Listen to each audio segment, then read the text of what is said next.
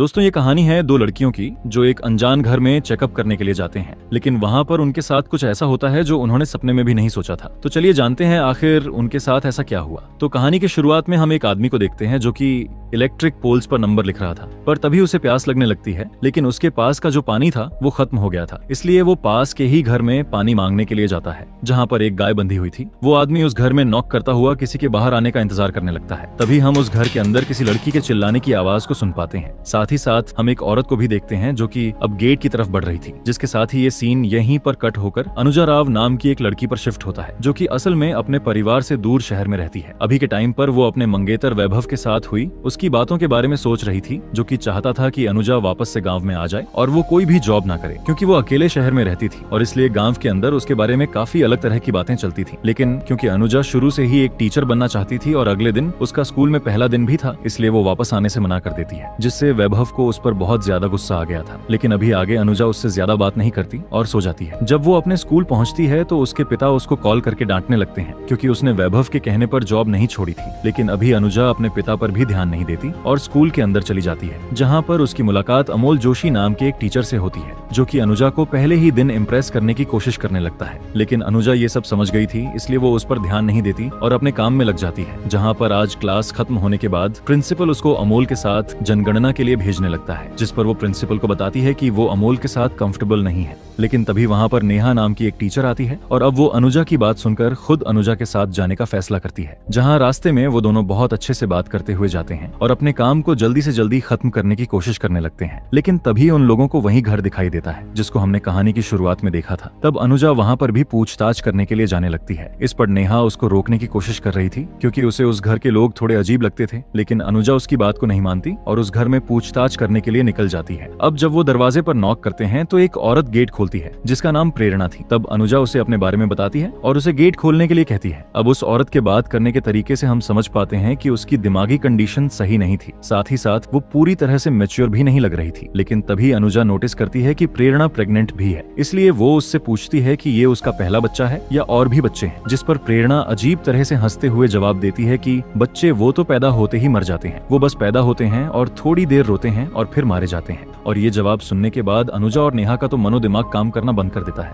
उनको कुछ भी समझ में नहीं आ रहा। तब वो घर में मौजूद लोगों के बारे में पूछती है तो उनको पता चलता बोलता है कि उस घर के अंदर लीला, घनश्याम और भोला नाम का एक नौकर भी था। खैर अब इतने में ही वहाँ पर लीला आ जाती है, जो कि खुद भी अनुजा और नेहा से बहुत ही ज्यादा अजीब तरह से बात कर रही थी, इसलिए वो दोनों वहाँ से चली जाती हैं। पर बाहर हम एक आदमी को देख पाते हैं जो कि नेहा और अनुजा दोनों को ही देखकर बहुत ही ज्यादा हफ्सी वे में स्माइल करने लगता है, मतलब उनको गंदी नजर से देख रहा था। और ये उस घर का नौकर भोला था, जिससे अब अनुजा और नेहा बहुत ज्यादा घबरा गए थे, इसलिए वो तुरंत ही वहाँ से निकल जाते हैं। लेकिन अब अनुजा ने उस घर की फोटो खींच ली थी और अब जब वो दोनों स्कूल में पहुंचते हैं तो वहाँ पर नेहा का भाई नारू नेहा को ढूंढते हुए आ गया था, जो कि बहुत ही ज्यादा गुस्से वाला इंसान था और उसे नेहा की बहुत ही ज्यादा टेंशन भी रहती थी। तब नेहा उसको अपने काम के बारे में बताकर उसको अपने साथ घर लेकर चली जाती है। पर अब रात में हम अनुजा को देख पाते हैं जो कि अभी भी प्रेरणा के बर्ताव के बारे में ही सोच रही थी। साथ ही साथ उसने प्रेरणा की गर्दन पर चोट के निशान भी देखे, इसलिए उसे लगने लगता है कि प्रेरणा के साथ कुछ तो गलत हो रहा है और इसलिए वो वापस से नेहा को उसी घर में चलने के लिए कहती है, जिस पर पहले तो नेहा मना कर देती है, लेकिन बाद में अनुजा की जिद के आगे उसे झुकना पड़ता है और वो दोनों वापस से उसी घर में पहुंच जाते हैं, जो कि उनकी जिंदगी की सबसे बड़ी गलती थी। अब यहाँ पर भोला उन्हें देखता है तो वो बहुत ही ज्यादा एक्साइटेड हो जाता है और वहीं हमें भोला को देखकर ये भी समझ में आने लगता है कि वो भी एक तरह का साइको है। अब वो जल्दी से अनुजा और नेहा को घर के अंदर लेकर आता है और लीला के सामने खड़ा कर देता है।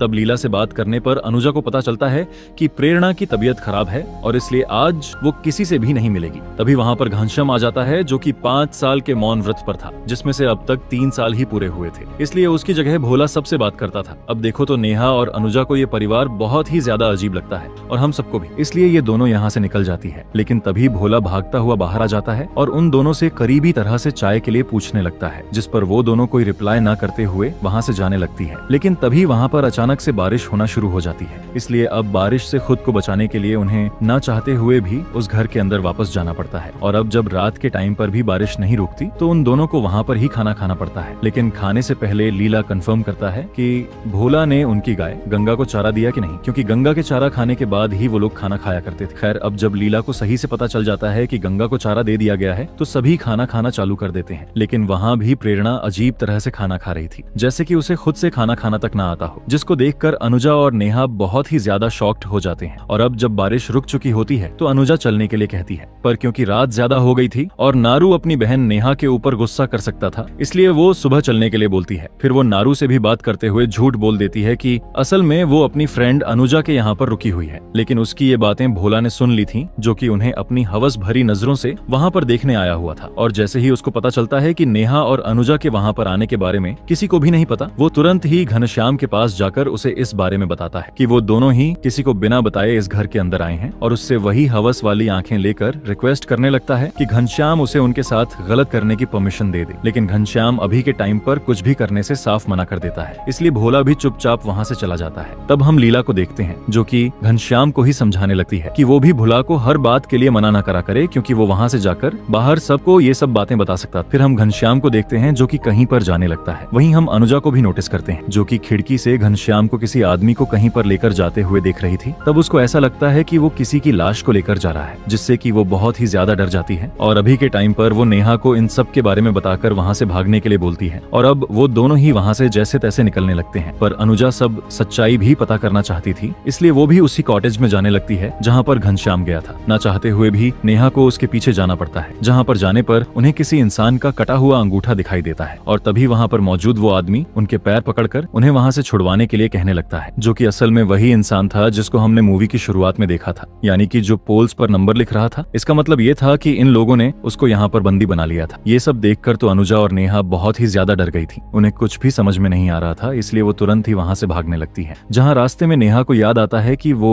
अपना फोन तो रूम के अंदर ही भूल आई, इसलिए उन्हें वापस जाना पड़ता है, जहाँ पर उसे फोन तो मिल जाता है। लेकिन अब उन्हें रात में वहाँ से निकलने में भी डर लग रहा था, क्योंकि अगर वो पकड़े गए तो उनका भी वही हाल होगा जो इस आदमी का हुआ था। इसलिए वो प्लान बनाते हैं कि वो सुबह वहाँ से बिना किसी को बताए ही नॉर्मली वहाँ से निकल जाएं। और अब अगली सुबह ये दोनों ठीक वैसा ही करते हैं। लेकिन तभी लीला घनश्याम को बता देती है कि रात में दोनों लड़कियां उस कॉटेज में चली गई थी। उन्होंने उस पोल मैन को वहाँ पर देख लिया होगा, जिसको जानने के बाद घनश्याम भागता हुआ नेहा और अनुजा की स्कूटी का पीछा करने लगता है। और इन दोनों की किस्मत इतनी खराब थी कि अभी के टाइम पर अनुजा की स्कूटी भी एक गड्ढे में फंस जाती है, और इसलिए ये दोनों पकड़ी जाती है। और इसको देखने के बाद लीला की भी जान में जान आती है, इसलिए वो भी हंसती हुई घर के अंदर वापस चली जाती है, क्योंकि इनको ये लग रहा था कि ये लोग फंस जाएंगे। अब भोला नेहा और अनुजा को अंदर लाकर उन्हें एक रूम के अंदर कैद कर देता है, इसलिए वो दोनों बहुत जोर जोर से चिल्लाने लगे। और वही भोला वापस से घनश्याम से उन लड़कियों के पास जाने के लिए पूछता है, जिस पर लीला बोलती है कि अभी पहले उन्हें थोड़ा टूट जाने दो और उसके बाद चले जाना, जिस पर भोला भी मान जाता है। पर क्योंकि अभी के टाइम पर नेहा के चिल्लाने की आवाज उसको इरिटेट कर रही थी, इसलिए वो नेहा के मुंह पर जाकर गर्म पानी फेंक देता है, जिससे कि नेहा बहुत बुरी तरह से जल गई थी। तब अनुजा उसको संभालने की कोशिश करती है, लेकिन नेहा उस पर ही गुस्सा कर रही, क्योंकि वो उस घर में अनुजा की वजह से ही फंस गई थी। अब आगे हम वैभव को देख पाते हैं, जो कि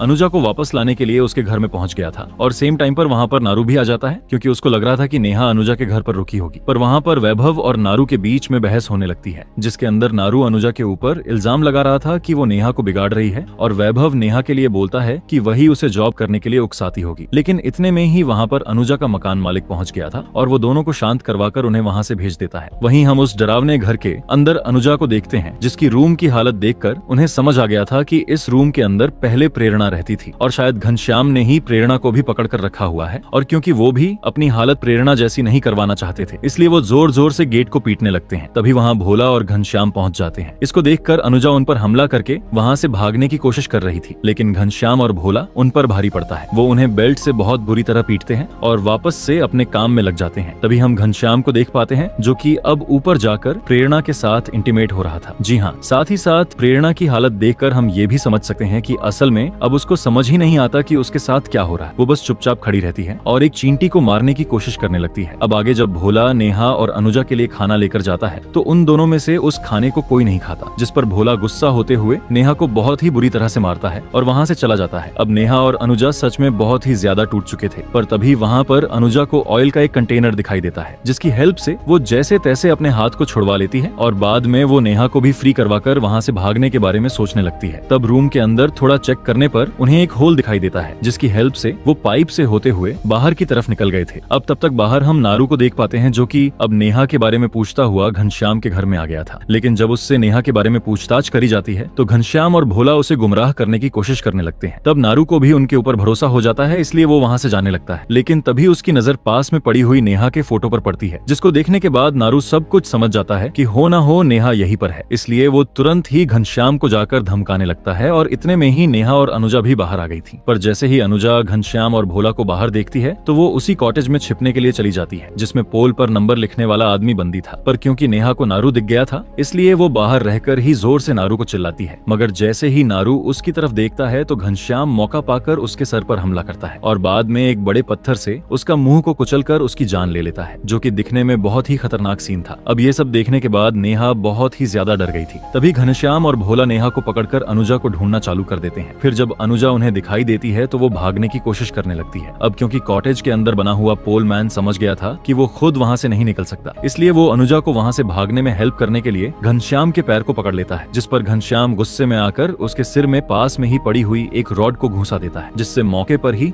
उसकी मौत हो जाती है। और आगे हम अनुजा को देख पाते हैं जो कि चलने की हालत में भी नहीं थी, इसलिए ना चाहते हुए भी उसको वापस उसी घर में आना पड़ता है। फिर हम भोला को वापस देखते हैं जो कि घनश्याम से एक बार फिर से सेम चीज पूछता है, जिस पर अब घनश्याम भी मान गया था कि वो जो चाहे इन लड़कियों के साथ कर सकता है। ये सुनने के बाद भोला की खुशी का ठिकाना नहीं रहता। वो तुरंत ही अच्छे से नहा धोकर तैयार होकर नेहा के पास जाता है और उसके साथ गलत करने लगता है, असॉल्ट करता है उसे। वहाँ अब अनुजा भी वापस आ गई थी, जिसको देखकर घनश्याम पहले तो उसको बहुत ही बुरी तरह से पीटता है और बाद में उसको जबरदस्ती भोला की वो हरकतें दिखाता है जो कि वो नेहा के साथ कर रहा था, जिसको देखकर अनुजा फूट फूट कर रोने लगती है। उसको एहसास हो रहा था कि उसकी गलती की वजह से नेहा भी फंस गई। अब रात में वापस से अनुजा को दिखाया जाता है जो कि बहुत ही ज्यादा गुस्से में आ गई थी, इसलिए वो एक बार फिर से वहां से भागती है और जाते हुए वो घनश्याम की फेवरेट गाय गंगा को आग लगाकर वहां से चली जाती है। और इस बारे में जब घनश्याम और बाकी सबको पता चलता है तो सब बहुत ही बुरी तरह से रोने लगते हैं, क्योंकि उनके लिए गंगा सच में बहुत ही ज्यादा मायने रखती थी। अब घनश्याम गुस्से में भोला को ही मारने लगता है, जिससे भोला को भी गुस्सा आ गया, इसलिए वो एक डैगर लेकर अनुजा को ढूंढने बाहर चला जाता है, जहाँ पर अब वो उसको जान से ही मारने वाला था। वहीं हम घर में नेहा को देख पाते हैं जो कि रोती हुई प्रेरणा के पास पहुंचकर उससे बात करने की कोशिश करती है और अपनी भड़ास निकालने की कोशिश करने लगती। लेकिन प्रेरणा जो कि खुद भी ट्रॉमेटाइज हो रखी थी, वो नेहा को बस इतना बोलती है कि शांत हो जाओ वरना बाबा बहुत मारेंगे। और तब जाकर रिवील होता है कि घनश्याम प्रेरणा के पिता है। पिता के नाम पर वो एक धब्बा था, एक राक्षस था जिसने उसकी माँ को उसी तरह से फंसाकर मार दिया था। साथ ही साथ उसके बाद उसने कभी भी प्रेरणा को बाहर निकलने ही नहीं दिया और उसके साथ गलत काम करता रहा, इसलिए प्रेरणा का दिमाग कभी ग्रो ही नहीं कर पाया। तब प्रेरणा घनश्याम के डर से नेहा को बंद करके वापस चली जाती है, लेकिन उसे नेहा सही लगती थी, इसलिए वो वापस से गेट को खोलकर वहां से चली जाती है। वहीं हम भोला को देखते हैं जिसने अब अनुजा को ढूंढ लिया था, लेकिन तब तक अनुजा भी पूरी तरह से तैयार थी। वो भोला के आते ही सबसे पहले उसके ऊपर डंडे से हमला करती है और बाद में उसे उसके ही डैगर से जान से मार डालती है। और तब तक वहाँ पर नेहा भी आ गई थी जो कि अनुजा को जल्दी से जल्दी वहाँ से निकलने के लिए बोलने लगती है। साथ ही साथ वो उसको प्रेरणा के बारे में भी सब कुछ बताती है, जिसको सुनकर अनुजा डिसाइड करती है कि अब वो घनश्याम को जान से मारे बिना वहाँ से नहीं जाएगी, इसलिए वो तुरंत ही घर में वापस जाने लगती है और तब नेहा भी उसके पीछे जाती है। वहीं घनश्याम को भी सब बातों की भनक लग गई थी, इसलिए वो भी तैयार बैठा था, लेकिन अनुजा किसी तरह से घर की छत पर चली जाती है और जैसे ही घनश्याम वहाँ पर आता है वो उसके ऊपर हमला कर देती है। वहीं हम नीचे नेहा को देख पाते हैं जिसके ऊपर लीला ने हमला कर दिया था और लीला यहाँ पर कोई और नहीं बल्कि प्रेरणा की दादी थी, यानी कि वो भी इन सब में शामिल थी, जो कि बहुत ही गंदी बात है। लेकिन अभी के टाइम पर नेहा भी हिम्मत दिखाती है और लीला को उसके ही डैगर से जान से मार डालती है। वहीं हम देखते हैं कि अभी अनुजा भी लगातार घनश्याम के ऊपर हमला किए जा रही थी, तब वो उसको बहुत ही बुरी तरह से मारकर घायल कर देती है और उसे वहां से नीचे फेंक देती है। लेकिन अभी भी घनश्याम मरा नहीं था, उसके अंदर थोड़ा दम बचा हुआ था। और अब नीचे गिरने के बाद घनश्याम पहली बार पूरी मूवी में हमको बोलते हुए दिखाया जाता है। तब वो जोर जोर से अम्मा अम्मा चिल्लाने लगता है, यानी कि वो लीला को पुकार रहा था। पर अभी के वक्त पर लीला पूरी तरह से मर चुकी थी और अब अनुजा भी बाहर आकर पूरी तरह से घनश्याम को खत्म कर देती है। खैर अब वो नेहा के साथ बैठकर वहाँ पर सोचने लगती है कि आखिरकार ये दुनिया किस तरह के बुरे लोगों से भरी हुई है। और अब हमें कुछ लाइंस के जरिए बताया जाता है कि ये कहानी असल में सच्ची घटना से इंस्पायर्ड होकर बना है। साथ ही साथ भोला और घनश्याम ने मिलकर 13 से भी ज्यादा लोगों को मारा था, जिसमें से भोला ने 9 लड़कियों के साथ गलत किया था, उनके साथ असॉल्ट किया था। और इसी के साथ ये कहानी यहीं पर खत्म हो जाती है। दोस्तों उम्मीद करूंगा कि आपको ये कहानी पसंद आई होगी। मिलते हैं एक और अनोखी कहानी के साथ।